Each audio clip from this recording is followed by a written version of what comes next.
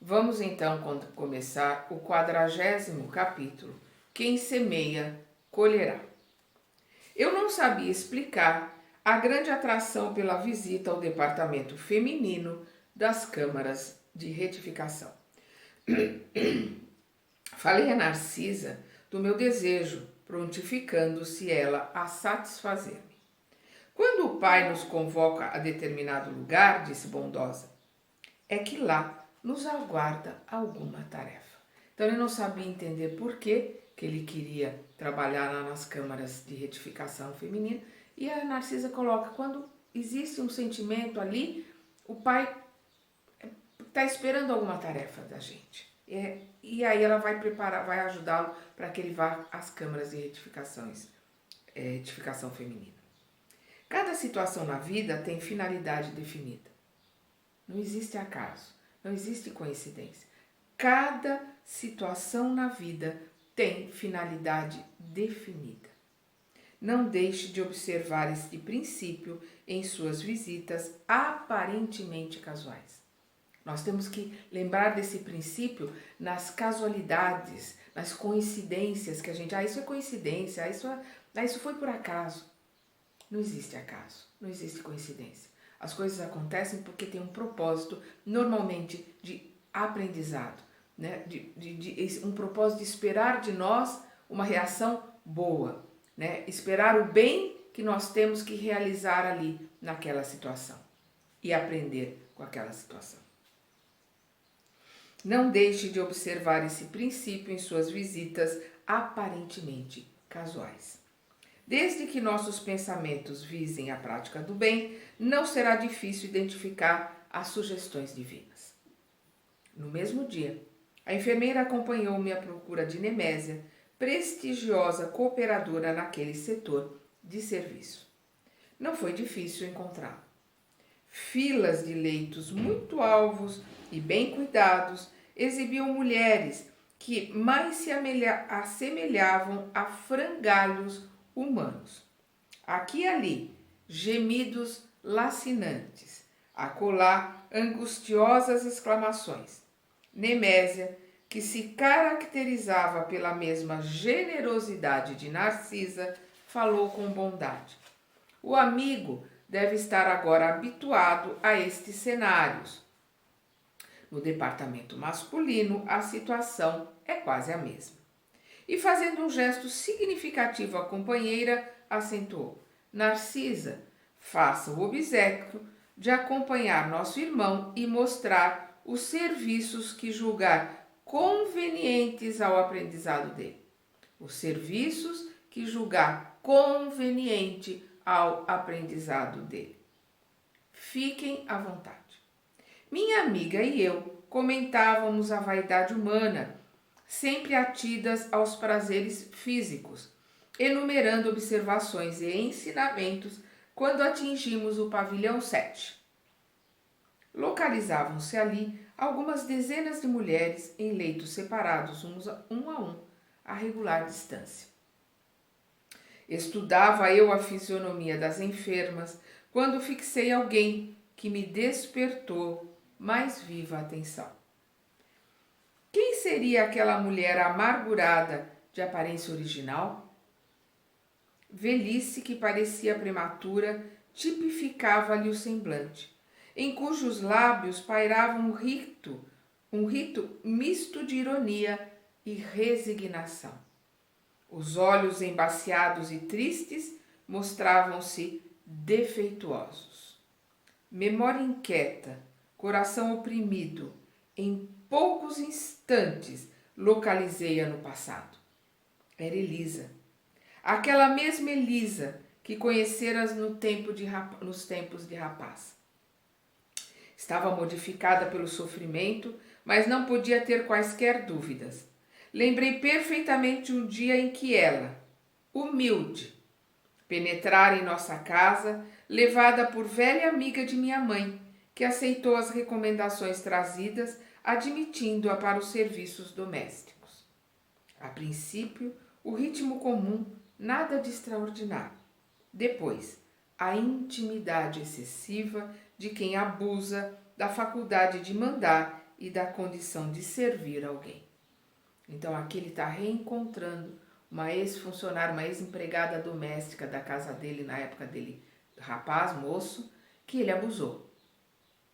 Elisa pareceu-me bastante leviana e, quando a sós comigo, comentava sem escrúpulos certas aventuras de sua mocidade, agravando com isso a irreflexão de nossos pensamentos. Recordei o dia em que minha genitora me chamou a conselhos justos. Aquela intimidade, dizia, não ficava bem. Era razoável que dispensássemos à serva generosidade afetuosa, mas convinha pautar nossas relações com sadio critério. Entretanto, estouvadamente, levara eu muito longe a nossa camaradagem. Sob enorme angústia moral, abandonou Elisa mais tarde a nossa casa, sem coragem de me lançar em rosto qualquer acusação. E o tempo passou, reduzindo o fato em meu pensamento a episódio fortuito da existência humana.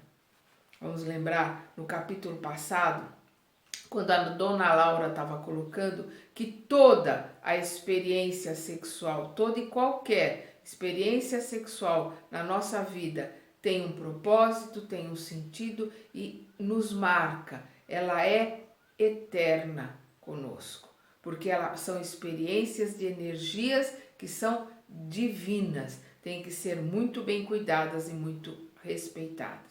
Então ele aqui está encontrando a mulher que, quando foi empregada na casa dele, ele abusou, por ser patrão, por ter com ela muita intimidade, abusou desta intimidade.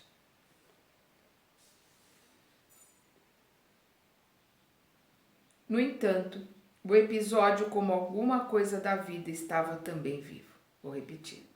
E o tempo passou, reduzindo o fato em meu pensamento a episódio fortuito da existência humana. Nem se lembrava mais disso, aquilo passou como se não fosse nada. Uma experiência sexual não é nada. O dia que nós entendermos que uma experiência sexual, seja ela qual for, é tudo, em termos de energia, de comprometimento e de cordões, de laços que nós nos ligamos e mantemos nessa e em outras vidas. No entanto, o episódio, como alguma coisa da vida, estava também vivo. Como tudo na vida é vivo. À minha frente tinha Elisa agora vencida e humilhada. Por onde vivera a mísera criatura tão cedo atirado a doloroso capítulo de sofrimentos? De onde vinha? Naquele caso não me defrontava o Silveira, perto de quem pudera repartir o débito com o meu pai. A dívida agora era inteiramente minha. Vamos lembrar no caso do Silveira, que ele ficou envergonhado por as coisas que o pai fez. Ele concordou com o pai, mas foi o pai que fez. Agora não. Agora a dívida era dele, só dele.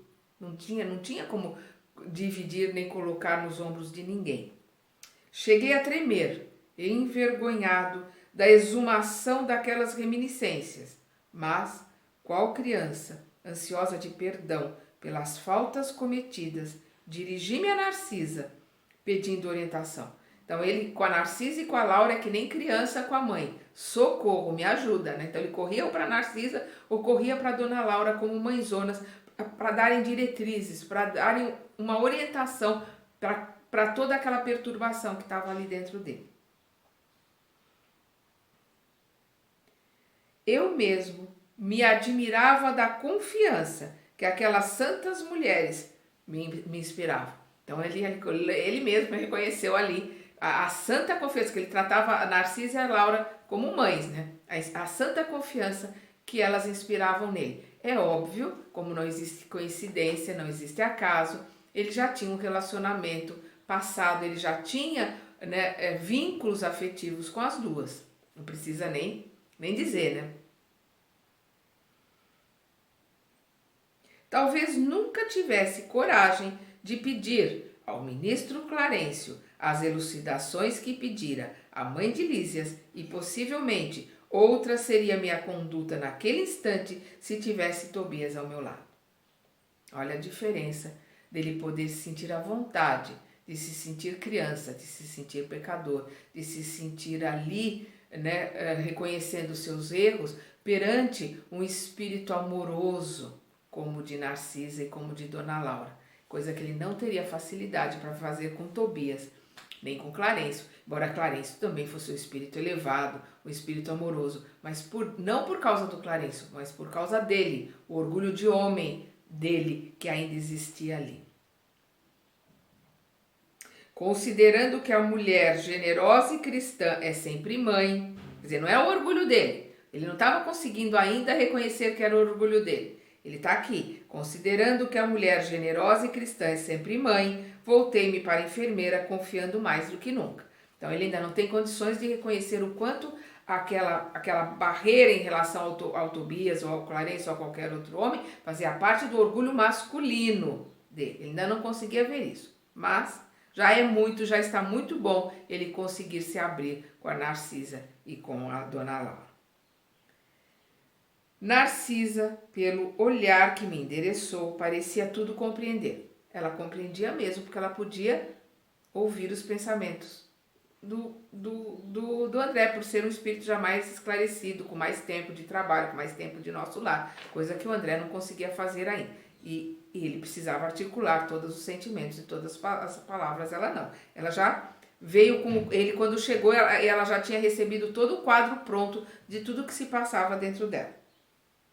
Narcisa, pelo olhar que me endereçou, parecia tudo compreender. Comecei a falar, contendo o pranto, mas a certa altura da confissão penosa, minha amiga obtemperou. Olha aqui a caridade, a fraternidade, ela deixou ele falar. Ela não precisava que ele contasse tudo, mas ele precisava desabafar. Ela não ouviu para saber da história. Ela ouviu por fraternidade e caridade verdadeira para que ele desabafasse, para que ele chorasse, para que ele botasse para fora aquele vulcão que estava em erupção dentro dele do remorso, da culpa, dos sentimentos que ele tinha de culpa, de remorso em relação àquela mulher. Não precisa continuar, palavras da Narcisa, né? Não precisa continuar. Adivinho o epílogo da história. Não se entregue a pensamentos destrutivos. Conheço o seu martírio moral de experiência própria. Conheço o seu martírio moral de experiência própria, ou seja, eu passei pelo mesmo que você está passando. Eu conheço a tua dor. Mais caridade, mais fraternidade ainda, porque a hora que ela reconhece que ela passou por aquela dor, ela está dizendo para ele, eu fiz igualzinho a você, eu errei tanto quanto você, eu fui tão culpada, me senti tão culpada como você está se sentindo agora. Isso é caridade, isso é fraternidade, ela mostrando os defeitos e as dores dela para ajudá-lo a se levantar naquele momento. Conheço o seu martírio moral de experiência própria. Entretanto, se o Senhor permitiu que reencontrasse agora esta irmã, é que já o considera em condições de resgatar a dívida. Vamos lembrar aquele ditado das nossas avós, que Deus dá o frio conforme o cobertor? É o que ela está dizendo aqui. Se o Senhor, permitiu que reencontrasse agora esta irmã, é que já o considera, quer dizer, o Senhor já o considera em condições de resgatar a dívida. Vendo a minha indecisão, prosseguiu, não tema, aproxime-se dela e reconforte-a.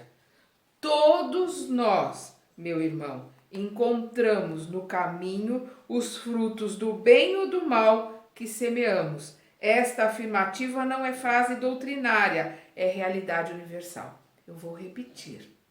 Todos nós, meu irmão, encontramos no caminho os frutos do bem ou do mal que semeamos. Esta afirmativa não é frase doutrinária, é realidade universal. Nós sempre vamos deparar pelo caminho com os frutos bons ou os frutos maus que a nossa árvore produziu e foi largando pelo caminho que trilhou. Nós vamos voltar recolhendo tudo. Perdão. Tenho colhido muito proveito de situações iguais a esta. Bem-aventurados os devedores em condições de pagar. Bem-aventurados os devedores em condições de pagar. Ela está agradecendo a misericórdia divina que nos dá a oportunidade de reencontrarmos aqueles aos quais nós prejudicamos para que possamos ressarcir o erro que cometemos. E percebendo-me a resolução firme de empreender o necessário ajuste de contas, acentuou: vamos, mas não se dê a conhecer por enquanto. Faça-o depois de beneficiá-la com êxito. Isso não será difícil, pelo fato de continuar ela em cegueira quase completa, temporariamente. Pelas forças que a envolvem, noto-lhe a triste características das mães fracassadas e das mulheres de ninguém. Das mães que fracassaram no caminho e das mulheres que não tiveram a aventura de dividir a vida, dividir um ombro com uma alma amiga, com um companheiro ou companheira. Aproximamo-nos. Tomei a iniciativa da palavra confortadora. Elisa identificou-se, dando o próprio nome e prestando de boa vontade outras informações. Havia 3 meses que fora recolhida às câmaras de retificação. Interessado em castigar a mim mesmo diante de Narcisa, para que a lição me penetrasse na alma com caracteres indeléveis, perguntei: e sua história, Lisa? Deve ter sofrido muito. Sentindo a inflexão afetuosa da pergunta, sorriu muito resignada e desabafou. Por que lembrar coisas tão tristes? As experiências dolorosas ensinam sempre, objetei. A infeliz, que apresentava profunda modificação moral, meditou alguns momentos como quem concatenava ideias e falou: minha experiência foi a de todas as mulheres doidivanas que trocam o pão bendito do trabalho pelo fel venenoso da ilusão. Nos tempos da mocidade distante, como filha de um lar paupérrimo, vali-me do emprego em casa de abastado comerciante, onde a vida me impôs imensa transformação. Esse negociante tinha um filho, tão jovem quanto eu, e depois da intimidade estabelecida entre nós, quando toda a reação de minha parte seria inútil, esqueci criminosamente que Deus reserva o trabalho a todos que amem a vida sã, por mais faltosos que tenham sido, e entreguei-me a experiências dolorosas que não preciso comentar. Conheci de perto o prazer, o luxo, o conforto material e, em seguida, o horror de mim mesma, a sífilis, o hospital, o abandono de todos, as tremendas desilusões que culminaram na cegueira e na morte do corpo. Errei muito tempo em terrível desespero, mas um dia tanto roguei o amparo da Virgem de Nazaré que mensageiros do bem me recolheram por amor ao seu nome, trazendo-me a esta casa de abençoada consolação. Então, uma história parecida com a do André. Ela errei muito tempo em terrível desespero, mas um dia tanto roguei. Quer dizer, um dia a prece foi tão sentida, foi tão verdadeira, que mensageiros do Senhor a recolheram ali daquele lugar horroroso que ela estava e a levou ali para as câmaras de regeneração, onde ela começou a ser tratada. Comovidíssimo até as lágrimas, perguntei: e ele, como se chama o homem que a fez tão infeliz? Ouvia então pronunciar meu nome e de meus pais. E você o odeia? Indaguei acabrunhado. Ela sorriu tristemente e respondeu: no período do meu sofrimento anterior, amaldiçoava-lhe a lembrança, nutrindo por ele um ódio mortal. Mas irmã Nemésia modificou-me. Para odiá-lo, tenho de odiar a mim mesma. No meu caso, a culpa deve ser repartida. Não devo, pois, recriminar ninguém. Quando ela diz para odiá-lo, tenho de odiar a mim mesma. Para odiar alguém, primeiro eu tenho que montar em mim todo o caldeirão do ódio. Eu tenho que montar em mim um caldeirão de veneno para poder enviar alguns dardos, algumas flechas envenenadas para o outro. Quem mais está envenenado sou eu mesmo. Então, a Nemésia conseguiu fazer com que ela entendesse que ela não deveria odiar ninguém, que ela tinha tanta culpa pela juventude, por ser destrambelhada, por falta de conhecimento, tanta culpa quanto ele, que ambos foram culpados pela ignorância, pela irreflexão, pela falta de conhecimento da religiosidade, de conhecimento do amor de Deus. Aquela humildade sensibilizou-me. Tomei-lhe a destra sobre a qual, sem que o pudesse evitar, rolou uma lágrima de arrependimento e remorso.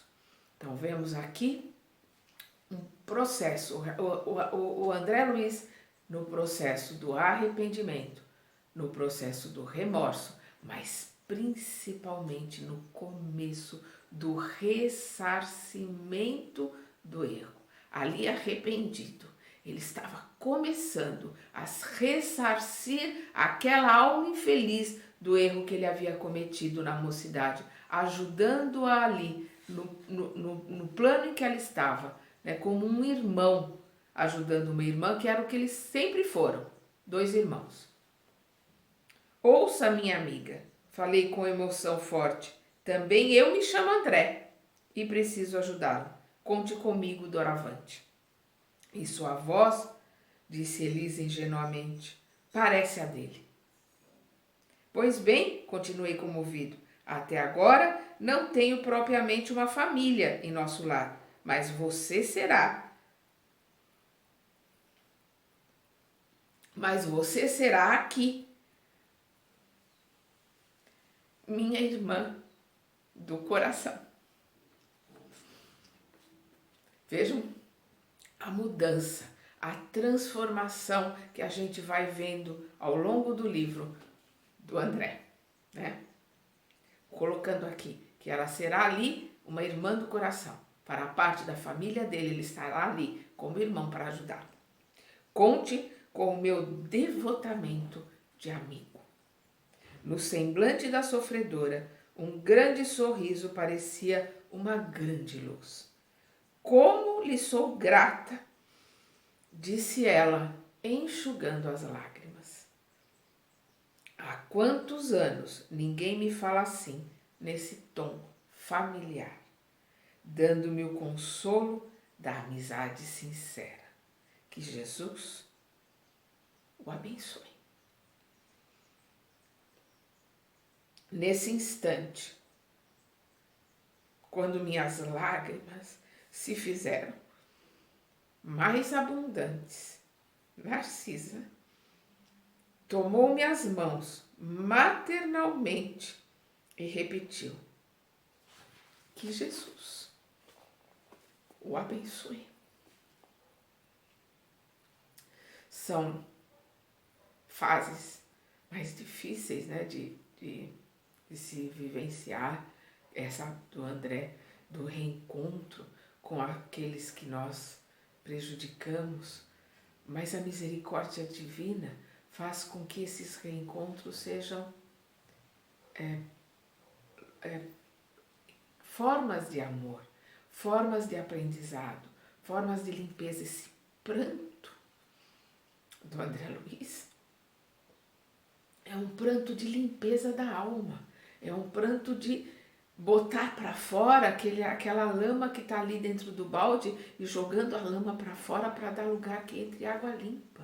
Não vai entrar água limpa num balde cheio de lama até em cima. Precisa se jogar a lama para fora para dar lugar à água limpa que está caindo ali com o aprendizado, que está caindo ali com novos conhecimentos.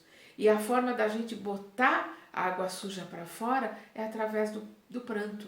É através do reconhecimento dos nossos erros e do pranto verdadeiro, do pranto sentido. Por isso que é importante a gente deixar aquele que está ali contando o seu problema, contando a sua dor, chorar.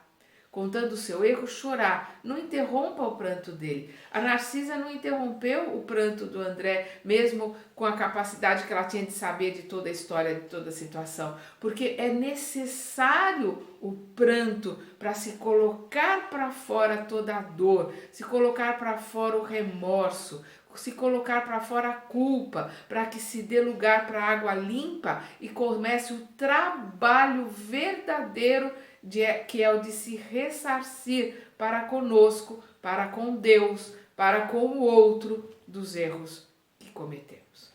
Vamos continuar estudando e aprendendo com André Luiz no próximo capítulo.